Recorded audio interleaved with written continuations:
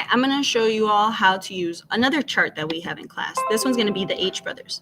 Ahorita les voy a enseñar cómo usar otra cosa que tenemos aquí en el salón y se llaman los hermanos de la letra H. Y sin sorpresa es porque todos contienen una H por dentro. And without there being too much of a surprise, they're called the H brothers because they all have an H in there.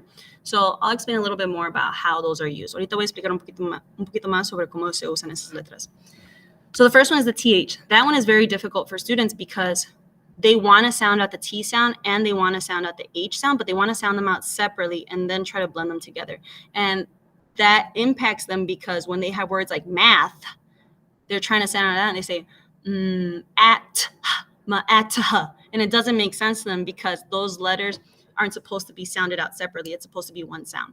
So the TH, whenever the students are saying it, I have this visual so that they remember their tongue must be under their teeth in order to successfully say that sound. So it would sound like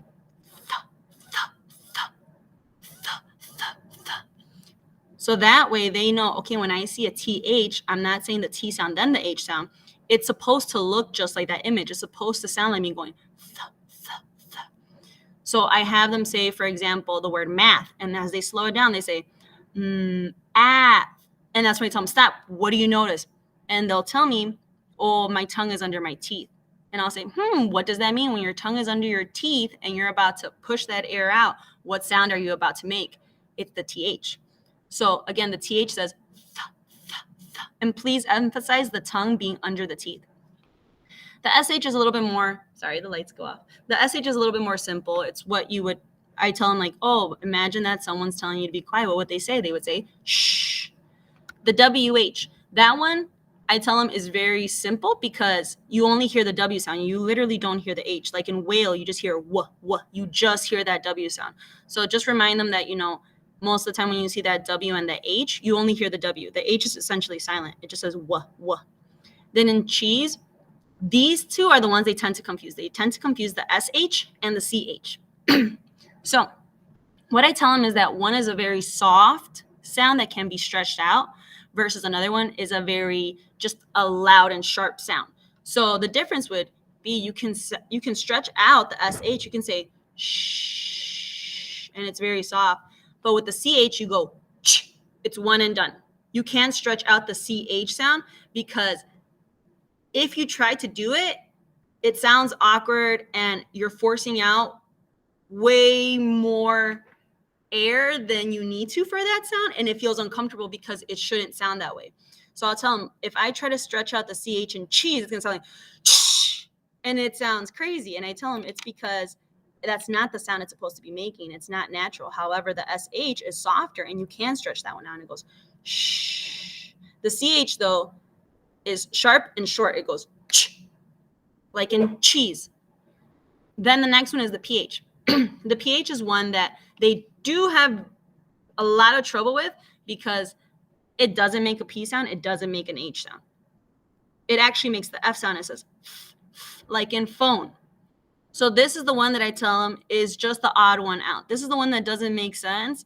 So out of all of these, they only have to remember that this is the odd one and it makes an F sound. But the rest of them make sense to what the image is.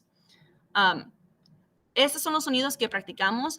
La T y la H es muy difícil para los niños porque ellos quieren hacer el sonido de la T y después el sonido de la H y después combinarlos. Pero el problema es que no se puede hacer porque si vamos a decirle la palabra math como matemáticas, van a decir, ma'ataha. Y eso nunca se va a escuchar como math. Entonces les digo que cuando hacen ese sonido,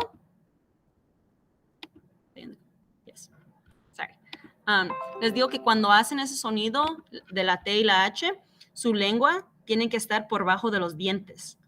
Entonces, si dicen, por ejemplo, la palabra math un poquito más despacio, se siente luego lo que cambia la boca. Dice, ath. Y les digo, paren. Y después dicen, ¿qué pasó? Es que mi lengua está por bajo de mis dientes. Así saben que van a hacer ese sonido correcto. Entonces, la T y la H no dice ta, dice th. La S y la H dice shh, pero es un sonido más suave. Les digo eso porque hay una diferencia. Esos son los dos que los niños siempre confunden, la S y la H y la C y la H. Les digo, la S y la H es más suave y se puede estirar un poquito más. Shh. Pero la C y la H es un sonido más fuerte y más corto. En vez de decir shh, como la S y la H, dice ch. Tiene que ser corto y tiene que ser fuerte. Ese no es un sonido que se puede estirar. Por ejemplo, en cheese, yo no diría cheese, así se escucha raro, pero es porque no se debe de escuchar así. Entonces, así es como le explico la diferencia para los niños. Les digo, la S y la H es un poquito más suave y se puede estirar, shh, pero la CH es fuerte y es corto, dice ch. Después tenemos esta, la W y la H. Esa es un poquito más simple porque esta nada más se escucha la W. Por ejemplo, en whale nada más se escucha wa, wa, wa. La H ni afecta, no le hace nada de efecto, entonces nada más se escucha la W ahí. La P y la H, esa sí es muy difícil porque no hace el sonido de la P ni de la H. En vez, hace el sonido de la F y dice, como por ejemplo en phone. Esa sí es un poquito más rara y se le hace más difícil a los niños y les digo, si ellos pueden hacer las otras, van a poder hacer esa porque nada más se tienen que recordar que es la única que sí es un poquito rara y diferente. Las demás, las fotos sí ayudan mucho, pero esta también la foto la ayuda, pero es interesante porque no usan este sonido ni ese, es el sonido de la F.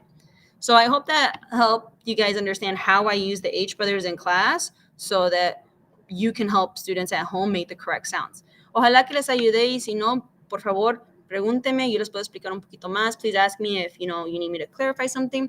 Así para que ustedes sepan que ellos sí están haciendo los sonidos correcto, porque así si lo hacen aquí en el salón, así lo van a hacer en la casa. Y si escuchan que lo están haciendo incorrecto, así ustedes saben cómo corregirlos. That way, in case you hear them say it incorrectly at home, you know how to fix it and what sound it should sound like. So please let me know if you have any questions at all.